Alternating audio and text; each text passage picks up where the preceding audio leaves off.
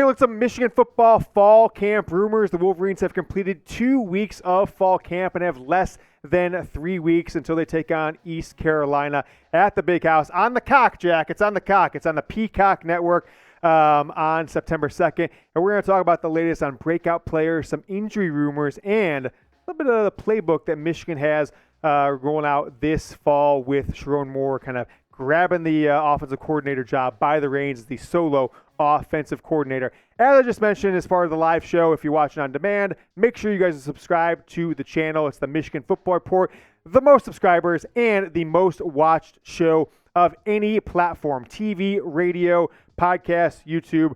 We have the biggest audience in the year of 2022, and we're going to definitely have it in 2023.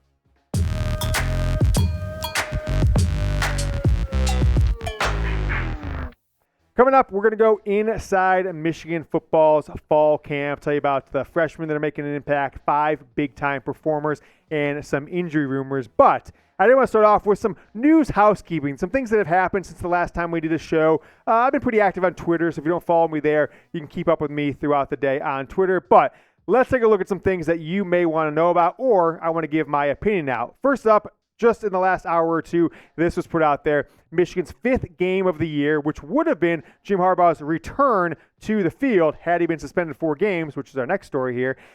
Michigan will face Nebraska September 30th on Fox's big noon kickoff.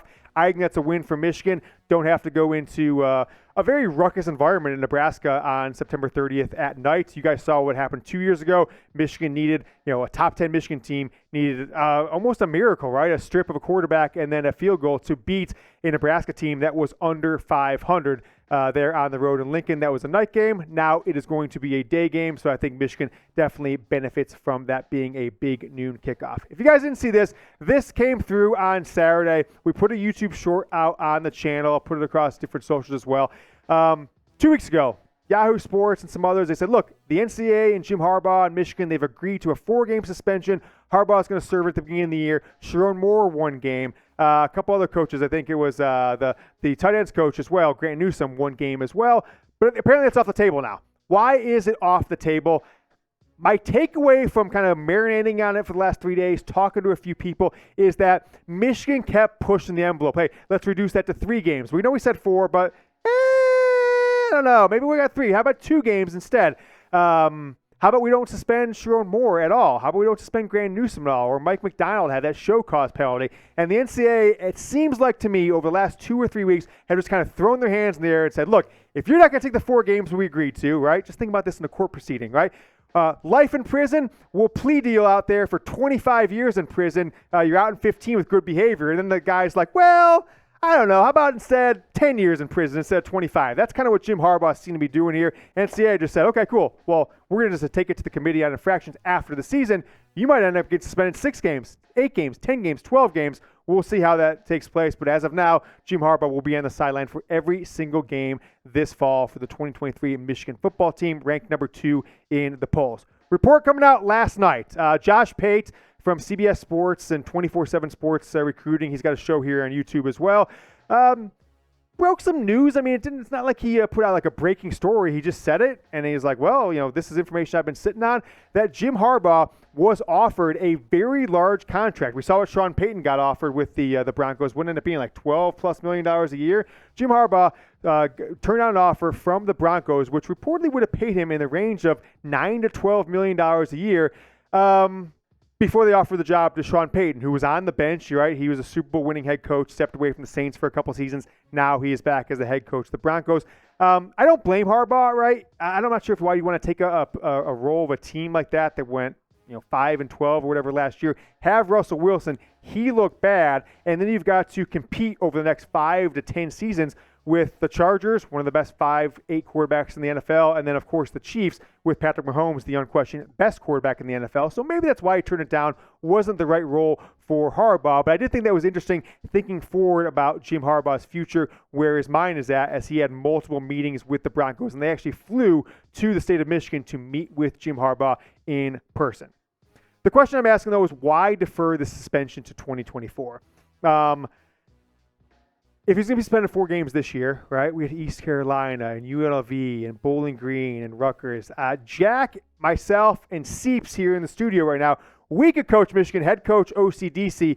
I guarantee we'd win those games, right? We're just like, well, JJ, just snap the ball and do whatever the hell you want. Let's just make sure we're scoring touchdowns. No big deal. So why wouldn't Jim Harbaugh take it now? It's either that he's super stubborn, didn't like the kind of way that the NCAA was framing the agreement, right? Was he going to have to admit to some sort of guilt, some things that he didn't want to have, stain on his resume, that Harbaugh was a violator of rules? Why defer to 2024 if you have all these things in place? Such a good team that could work without you, win games without you, an offensive coordinator, defensive coordinator coming back from last year. Because next year, guys, right? 2024 could be one of the great rebuilds in Michigan football in last, maybe since 2008 when Rich Rod took over from a 2007 Michigan team with Lloyd Carrs last year that replaced, 9 starters on offense, 8 starters on defense going into 2008. Think about next year. Colson Loveland might not even be your starting tight end. You could lose all 11 starters. If you consider Donovan Edwards and Blake Corum starters, Roman Wilson, Cornelius Johnson, A.J. Barner, J.J. McCarthy, 5 offensive linemen, you could lose all 11 starters. You could lose your OC, your DC, 2 other jobs. Will Jim Harbaugh want to come back and be suspended 3 games, 4 games, 5 games under those circumstances? Doesn't make a ton of sense to me. So I'm not claiming I have any inside info on this. I'm just thinking, right? Could this be the last dance? Could Jim Harbaugh kind of say, this is my best team. If I'm ever going to win a national title, this is the year. F the NCAA. We did nothing wrong. So I'm just going to push this thing out, go for a national title this year, see what happens after the season. Maybe he takes an NFL job. Maybe he retires from coaching, although I doubt that. Michigan will replace at least 16, if not up to as many as 18 starters from this team. I mean, the only guys who are probably guaranteed to come back are Will Johnson, because, of course, he is an underclassman. Derek Moore, if he's even a starter, but he might not be, right? That we'll talk about later on in the show. Both coordinators could be gone. They were both candidates for jobs last year. Minter, the Eagles defensive coordinator, Sherrone Moore, multiple head coaching jobs. Michigan will need Harbaugh more than ever in 2024. Bad time for him to be suspended 3, 4, 5, even 6 games, as it seems that the NCAA is going to try and pin on him after this season. So I'll ask you guys the question: where will Jim Harbaugh coach in 2024? If you think it's Michigan, give me an M in the comments below or in the live chat here on a Tuesday as we're filming this live Tuesday afternoon. If it's the NFL, give me an N. If it's Michigan, type M. I don't know. I want to know from you guys. I want to hear the pulse of what you guys say. The live chat's saying the NFL right now. We've got 4 straight N's right off the top from the live chat. So let me know in the comments if you're watching this on demand later. Michigan or the NFL, give me an M or an N. For the first time since 1991, Michigan is a top 2 ranked team in the AP preseason poll. Wolverines behind just Georgia, the defending national champions, 2-time defending national champions, who are going for, if they accomplish it, will be the first 3-time national champion in AP poll history, going back to 1936. So Michigan number 2, Ohio State number 3. Only question for them, really, quarterback. Same with Alabama, quarterback and maybe wide receiver. LSU, pretty good at all phases of the ball. USC, that defense. Penn State, quarterback as well, but they've got a really good one in Drew Aller. Florida State, Clemson, and Washington. Florida State and Washington have 2 of the better quarterbacks in all of college football. That's where Michigan is inside of the top 25. Other Big Ten teams you see there, Wisconsin number 19 and Iowa 25. Washington and USC, of course, will join the Big Ten next season. Let's go inside Michigan football camp as we are into week 3 of this camp, and 2 3/4 weeks left until the Wolverines take on ECU. The biggest storyline for me right now in camp is the battle for cornerback 2 next to Will Johnson. You've got 3 players who are battling for it. Josh Wallace, 5th-year player, transferring over from UMass under Don Brown's defense. If you recall, Jim Harbaugh singing that song about Don Brown back in 2018. Amorion Walker, the redshirt freshman, switching over from wide receiver, got rave reviews in the spring, but really got burned in the spring game. And then a guy that's really been undiscussed, Jaden McBurrows, going for that cornerback number 2 spot. But here's where things are getting a little dicey here. Amorion Walker was in crutches last week around Wednesday, Thursday, all through the weekend. Michigan had intra-squad scrimmage on Saturday. Walker was not participating at all and was seen on crutches multiple different days last week. Haven't heard what that injury was, haven't got definitive. I don't want to speculate because people get really in their feelings if you speculate an injury and it turns out to be something else or more or less severe. So I'm just going to say a lower body injury is what we were told. Not sure if he's going to be out for too long yet, but as soon as we do, we will have content up here on the channel. So keep an eye out for that one. All right, I've got Josh Wallace as the starter because of his multiple years of starting for UMass. But Amorion Walker is somebody that Michigan's coaches and staff really feel excited about throughout this season. If this injury for him is more than just something that nicks him up for a week or two, then that could be detrimental to Michigan's development of the quarterback role throughout this season. If you guys haven't seen, Michigan is not the favorite for the Big Ten championship. That's Ohio State. They are plus 160. Michigan's plus 180. Penn State plus 550. And Wisconsin, top four as far as the odds are concerned.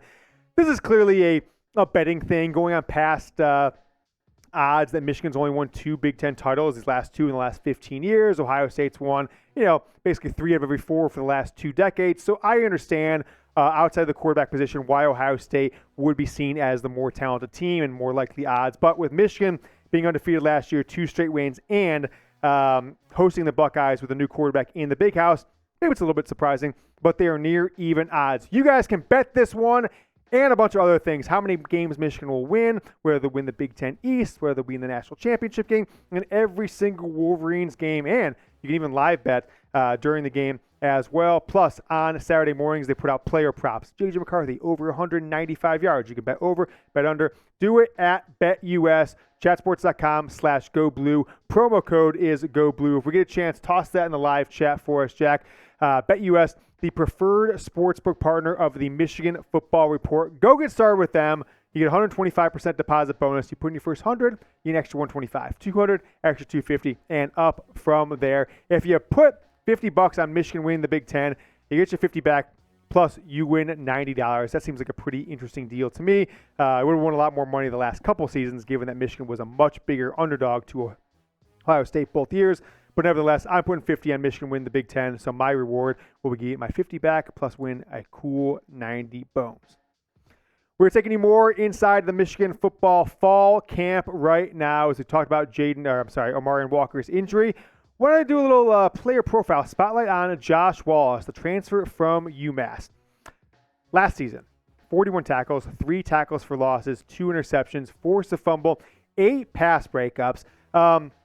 As we left last season, and all these players, the offensive linemen, Zach Zinter, and obviously guys like Blake Corum and others came back for their 4th or their 5th years when they could have potentially gone to the NFL. Trevor Keegan, another one. We said, look, the only position that's a question mark on this team is the cornerback 2. Michigan didn't get any of the bigger names like there's a couple players from Virginia Tech and North Carolina. Ended up getting a smaller school player, Josh Wallace, who has performed struggling throughout his career. I watched a bunch of film on him over the past month or so. He is my starter for the opening game. I'm just going ahead and saying, booking it, Josh Wallace will be Michigan's starting corner outside, next to Will Johnson in this first game against East Carolina. So I got that, as just something that I'm locking it in. I'm putting it in pen, putting it in marker. Now, there's other concerns maybe about Will Johnson himself, which I will talk about here in just a moment. Wallace is my starter at cornerback 2. In a moment, I'm going to tell you about some breakout stars this fall for the Wolverines, who's really kind of upped their game, who's standing out amongst the crowd of 100-plus Wolverine players. But before we do, I want to make sure we dive more into Will Johnson. If you recall, he didn't participate in spring practice at all, injured his knee in the college football playoff loss to TCU. He claims to be 100%. He claims he's going to be ready for the opener against East Carolina, but will Michigan coaches limit him by not wanting to put him out there if he's not fully 100% and risk him when you've got 4 or 5, hell, maybe even 6 or 7 games to start the year where with Will Johnson or without him, you really shouldn't have much chances of losing if you are this football team.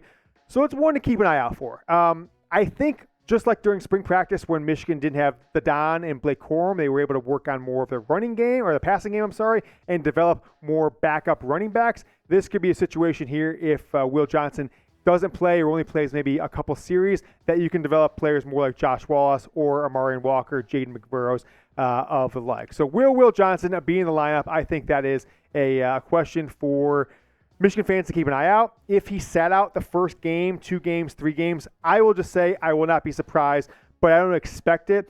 I think he'll be in there for the first 2, 3, or 4 series before Michigan pulls him, assuming they've got a 10-plus point lead by the end of the first quarter into the second quarter, pull him, not want to risk him injuring things if they're in control of the games against schools like East Carolina, UNLV, Bowling Green, and hell, even Rutgers.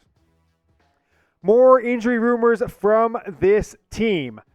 Michigan had an intra-squad scrimmage on Saturday, and there were a couple players who were not in uniform. Most notably, Cornelius Johnson, Michigan's leading wide receiver, returning for this 2023 season, sidelined with an injury on Saturday's full inter-squad scrimmage. Is it a cause for concern? I mean, he had a hell of a game versus Ohio State, 2 touchdowns, 75 yards, and 71 yards, something like that. I can't exactly remember. Just about 500 yards receiving last year for him.